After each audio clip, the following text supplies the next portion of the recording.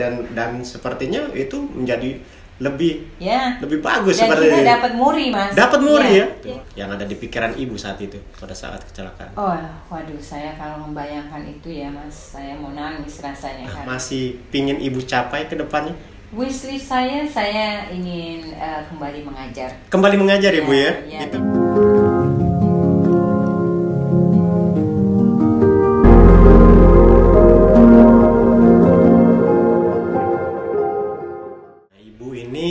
Termasuk mungkin konsulat jenderal yang beruntung karena berada dalam menjabat pada saat dalam kondisi COVID.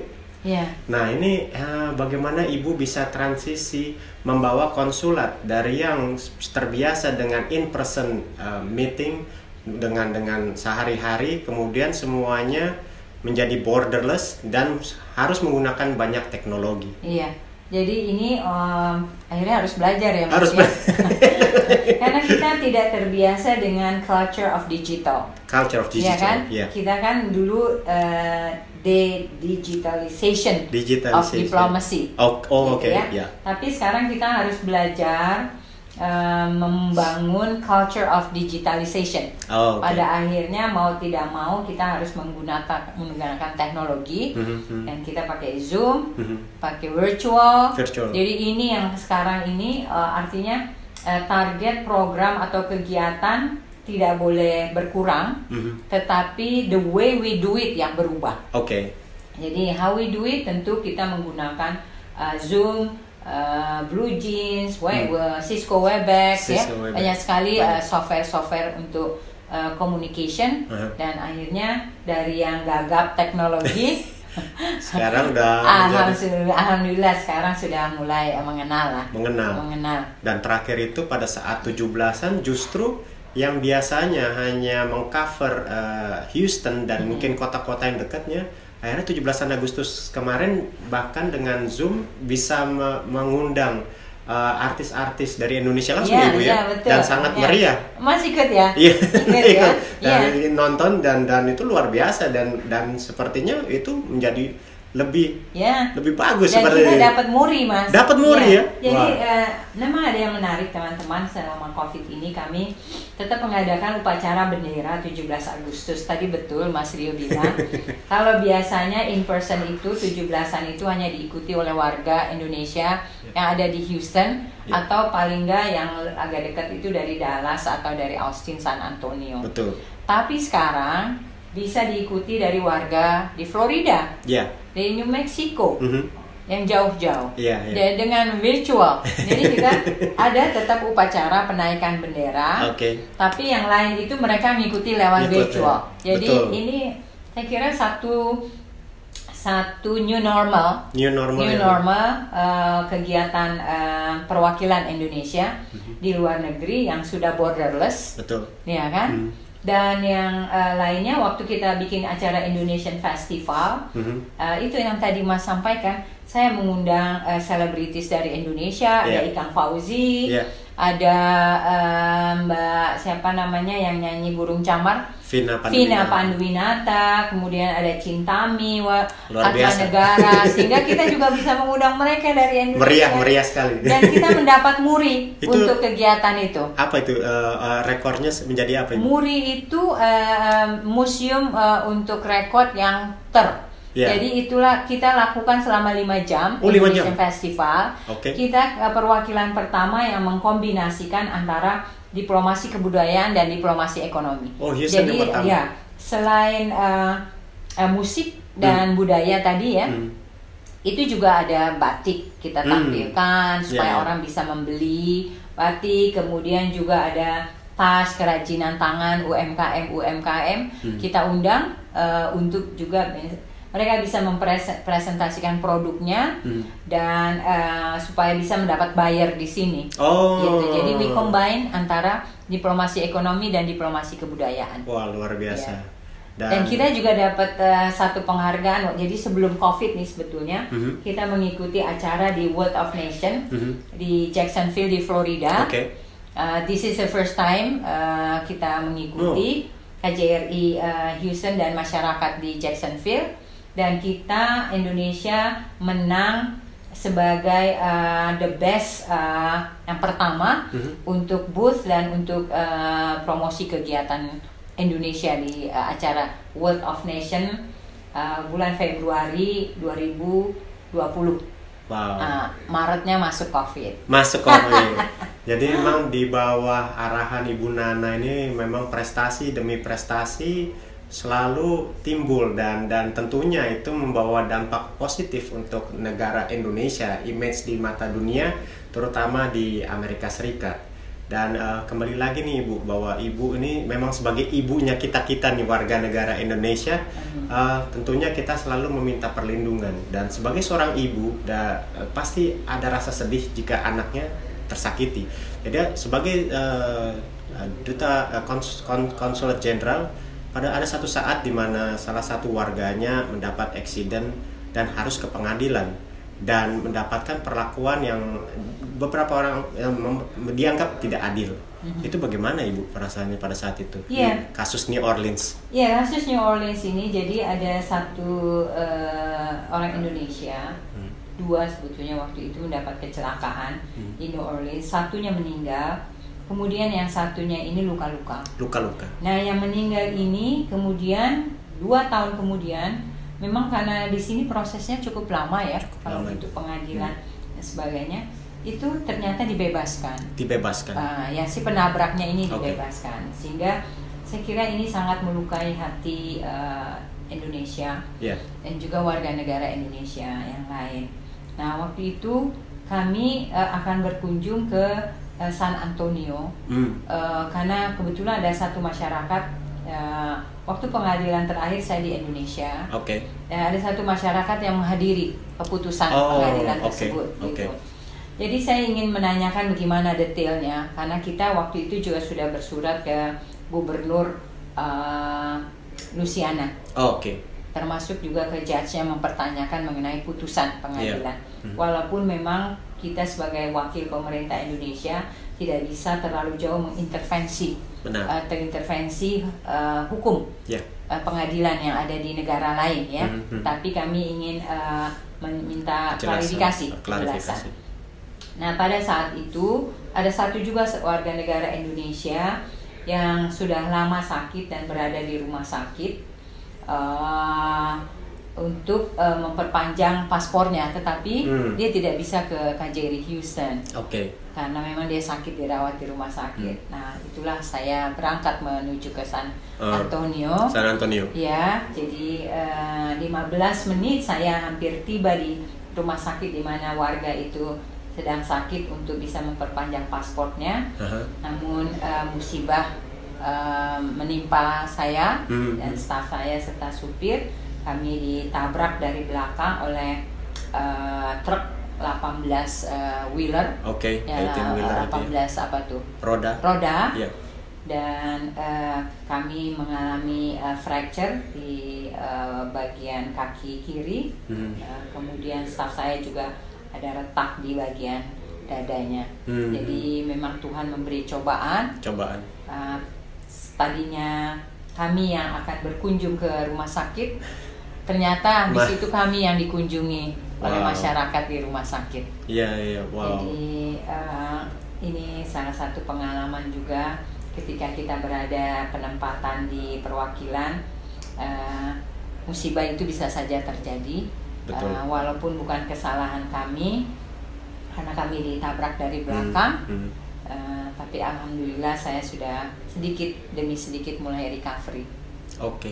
Jadi pada saat insiden Ibu, boleh sedikit cerita apa yang Ibu rasakan pada saat eksiden sepersekian detik itu, yang ada di pikiran Ibu saat itu pada saat kecelakaan? Waduh, saya kalau membayangkan itu ya Mas, saya mau nangis rasanya karena saya sudah tidak ingat lagi. Mungkin waktu itu saya bisa mati seketika itu karena ditabrak oleh 18 truk roda 18 ya. Full force ya waktu itu. Jadi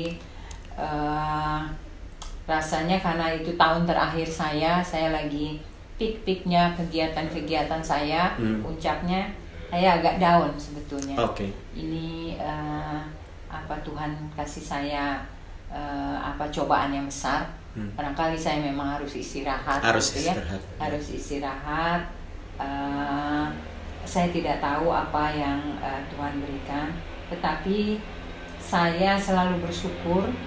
Dan kalau orang Indonesia kan bersyukur terus ya.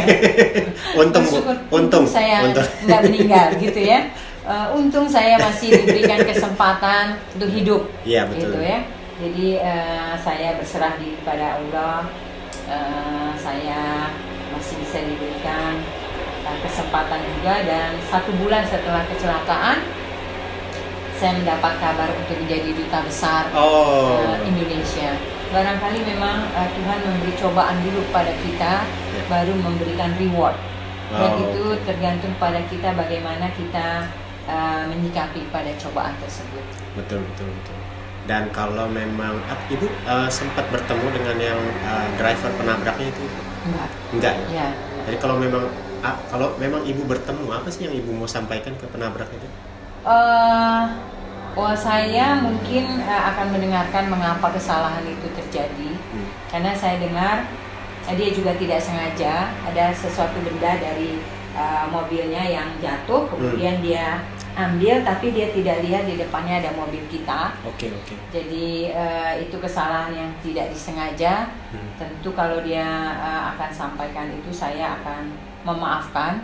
Karena saya percaya takdir baik dan takdir buruk itu datang dari Allah Subhanahu wa Ta'ala. Betul.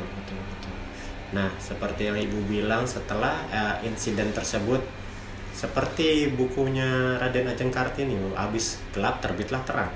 Ibu mendapatkan emban tugas yang luar biasa, lebih besar lagi, menjadi duta besar LBBP luar biasa berkuasa penuh untuk Kuba dan Republik Dominika, Bahamas, ada 5 Haiti, negara, sama Jamaica. Iya, betul. Itu saya sebagai orang awam, Ibu, kira-kira mengapa negara Indonesia sampai harus membuka perwakilan di negara Republik Kuba, yang Amerika baru membukanya setelah 4 tahun kali, Bu ya? Belakangan ini baru membuka. Itu apa kira-kira alasannya, Ibu? Ya betul, jadi alhamdulillah saya akan pindah ke Havana tanggal 22 Desember. Ya, makanya sekarang lagi sibuk packing, sibuk farewell. Betul, Ibu. Walaupun masih ada satu kegiatan saya, tanggal 16 besok Mining Forum. Jadi saya membawahi Kuba, Bahamas, kemudian Dominican Republic, lalu Haiti dan Jamaika. 4 negara di Karibian itu. Mengapa Indonesia punya hubungan dengan Kuba? Historically sebetulnya ketika Perang Dingin dulu ya, itu hubungan antara Presiden Soekarno dengan founding father di Kuba, Fidel Castro, itu sangat dekat. Karena kita tidak mau terlibat pada blok A dan blok B. Waktu itu kan antara komunis dan liberalis ya, kapitalis. Ya. Dan kita negara yang non-blok. Ya, non-blok. Bebas aktif ya, Bu ya? Ya, against colonialization. Makanya ada konferensi Asia Afrika di Bandung. Itu. Jadi dari situlah hubungan baik antara Indonesia dengan Kuba itu mulai terjalin. Terutama our founding father, Bapak Presiden Soekarno, dan juga dengan Presiden Fidel Castro. Dan sampai saat ini hubungan itu terus terjalin dengan baik. Karena memang negara-negara ini pertama kita butuhkan ketika kita ingin secara politik, kalau kita mengusulkan untuk menjadi satu jabatan atau posisi di PBB. Di PBB misalnya kemarin Indonesia menjadi anggota Security Council, Dewan Keamanan PBB, kemudian menjadi anggota Dewan HAM di PBB ya. Itu dalam catatan saya kita mudah mendapatkan dukungan dari mereka. Jadi secara politik dukungan untuk Indonesia di forum-forum internasional itu sangat mudah didapatkan dari mereka karena hubungan yang baik. Yang kedua tentu hubungan ekonomi. Ya, dari pengamatan saya dari 5 negara ini surplus di pihak kita. Masih surplus juga surplus di pihak Indonesia dan ini yang akan kita genjot. Tentunya dengan kehadiran saya sebagai duta besar RI berkedudukan di Havana, target saya adalah di diplomasi ekonomi. Bagaimana kita memperbanyak ekspor produk-produk dari Indonesia ke 5 negara tersebut dan peluangnya besar, Mas. Peluangnya besar. Ya. Jadi mungkin nanti yang UMKM termasuk sabun aja sekarang saya dengar di Havana itu susah. Nanti kita bawa nanti sabun dari Indonesia. Jadi untuk teman-teman pengusaha sabun ya. Ya, sabun, produk-produk ayam atau alas kaki dan sebagainya itu peluangnya banyak ke negara-negara tersebut. Dan kalau negara-negara itu mungkin tidak seketat kalau masuk ke Amerika. Ya, jadi peluangnya sangat besar. Jadi untuk teman-teman tuh dapat satu peluang lagi dari Ibu Nana.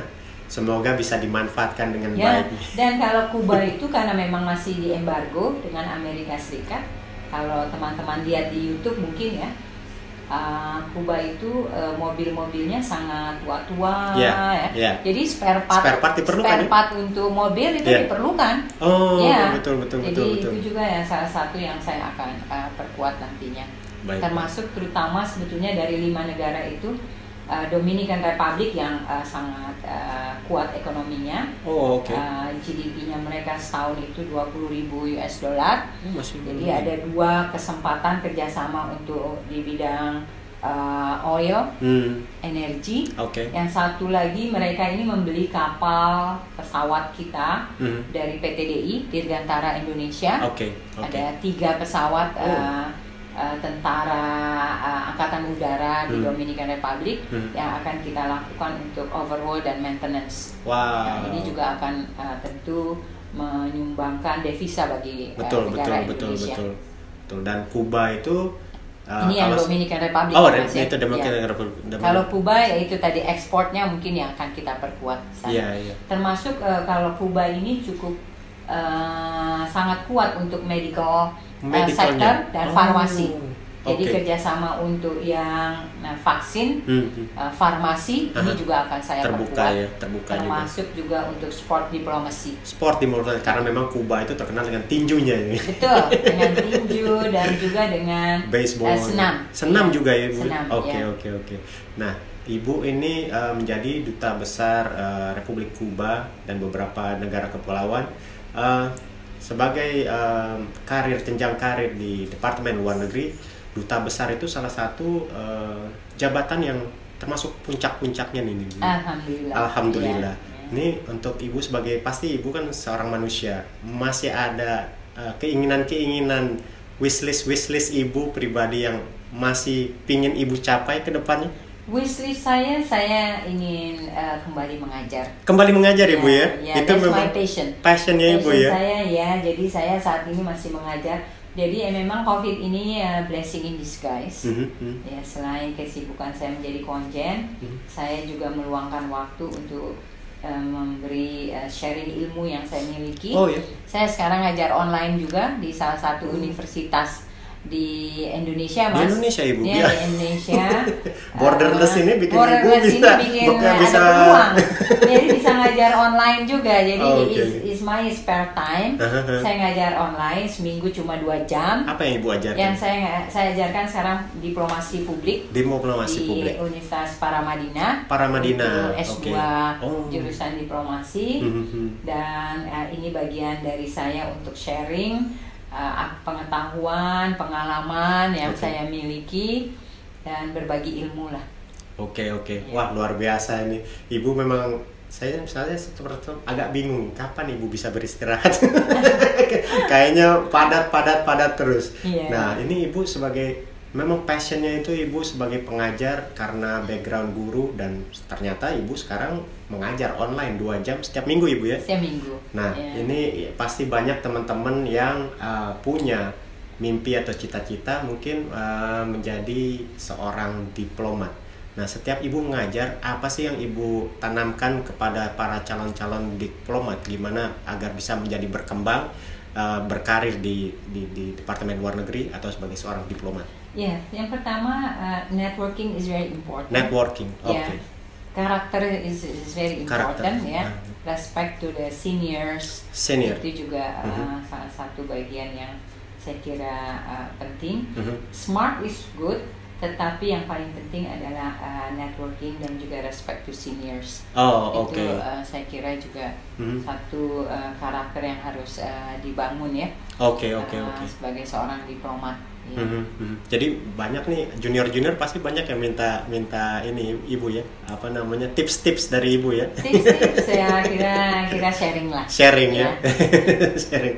Nah, kebetulan kita nih ada di channel YouTube Bapak Zaman Now. Nah, untuk Ibu Nana sendiri, karena sudah mulai borderless, pasti mulai terpapar dengan media-media sosial. Ibu sendiri punya YouTube channel, Ibu? Punya dong. Punya, Ibu ya? Boleh di-sharing ke teman-teman? Saya punya Facebook, ya. Facebook saya Nana Yuliana. Tolong di add saja. Nanti kita akan taruh di bawah ya. Ini. Lalu saya juga punya YouTube channel. YouTube channel saya adalah Catatan Nana. Catatan Nana, wah ini pasti habis ini saya auto subscribe. Untuk teman-teman jangan lupa. Tolong di subscribe supaya saya semangat.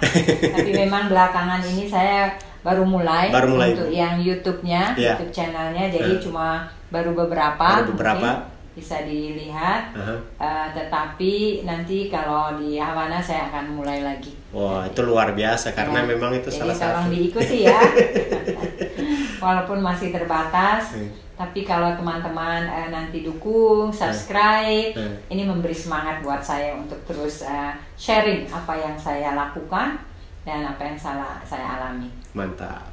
Terus kira-kira mungkin akhir kata nih Ibu, ada yang mau Ibu sampaikan untuk mungkin khususnya untuk warga yang sudah Ibu bawahi selama 3 tahun ini, dan juga mungkin untuk para orang viewer yang sedang menonton.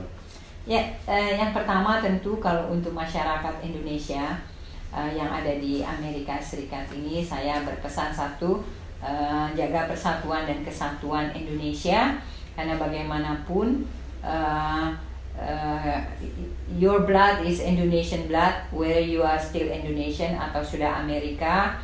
Tentu saya berharap tetap dijaga image sebagai orang Indonesia.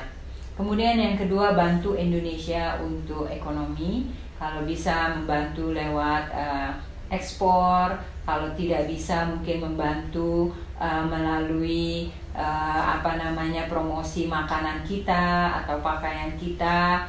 Tentu ini juga membawa image Indonesia di luar negeri. Yang ketiga, sekarang kalau di Amerika ini peluang bagi imigran itu sangat besar. Oke. Didiklah anak kita ini juga untuk menjadi someone. Saya pengen misalnya suatu saat saya dengar ada keturunan Indonesia yang menjadi wali kota di Amerika Serikat. Amin. Saya ingin juga ada keturunan misalnya Indonesia yang menjadi gubernur di sini. Kita sudah ada Kamala Harris, ya. Jadi keturunan India dan keturunan Jamaika.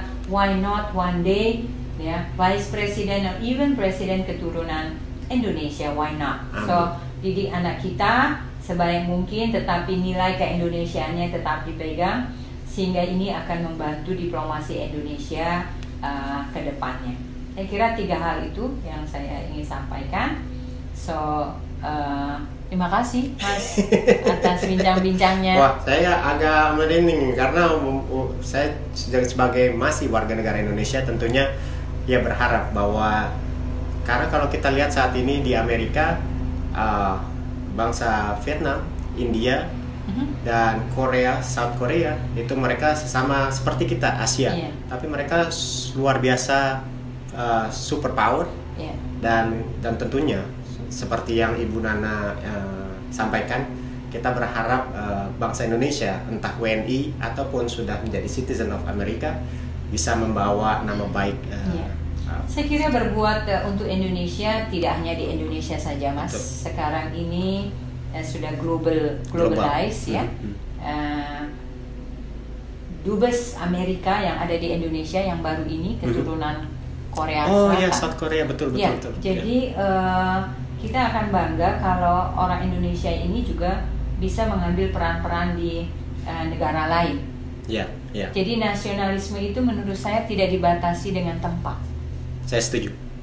Nah, itu yang mungkin penutup dari saya. Baik. Jadi demikian ya teman-teman, bincang-bincang yang buat saya nih super spesial.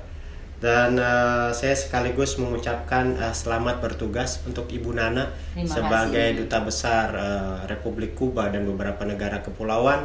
Tentunya insya Allah Allah akan menjaga Ibu dan keluarga dalam mengemban tugas negara insya Allah sampai selesai. Dan Ibu beserta Bapak Imam Bogi diberikan kesehatan bersama anak-anak dan cucu-cucu nih sekarang ibu-ibu.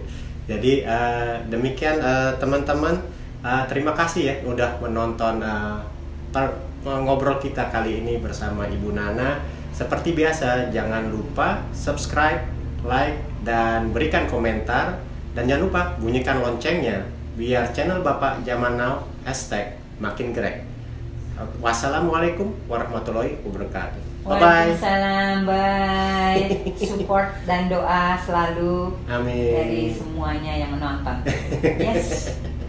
Salam dari Houston.